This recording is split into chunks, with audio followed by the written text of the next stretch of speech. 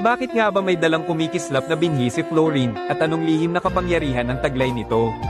Matagal na ang nakalipas, may isang sinaunang tagapangalaga ng kagubatan, isang makapangyarihang punong kahoy na nilalang na nagngangalang Bill Eric. Isang araw, napansin niya ang isang munting bulaklak na tumubo sa gitna ng tuyot at patay na disyerto.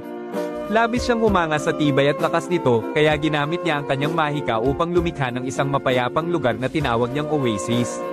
Sa lugar na ito, muling sumibol ang buhay. Mula sa kanyang mahika, lumitaw ang isang kumikislap na binhi, at mula sa binhing iyon, isinilang ang isang batang babae na pinangalanang Florine.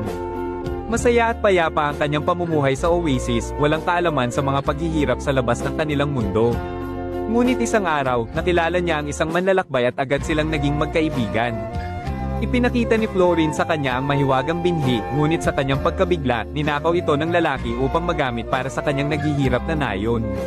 Sinundan siya ni Florine, at sa unang pagkakataon, nasaksihan niya ang pagdurusa ng mga tao sa labas ng Oasis. Bagamat nasaktan, pinili niyang patawarin ang lalaki. Dahil sa kanyang wagas na kabutihan, muling nabuhay ang binhi, at mula rito, isinilang ang isang mahiwagang nilalang na tinawag na Joe.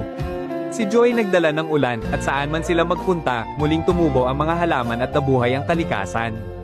Mula noon, magkasama nang naglakbay sina Florine at Joe, dala ang pag-asa at bagong buhay sa disyerto. Let's make the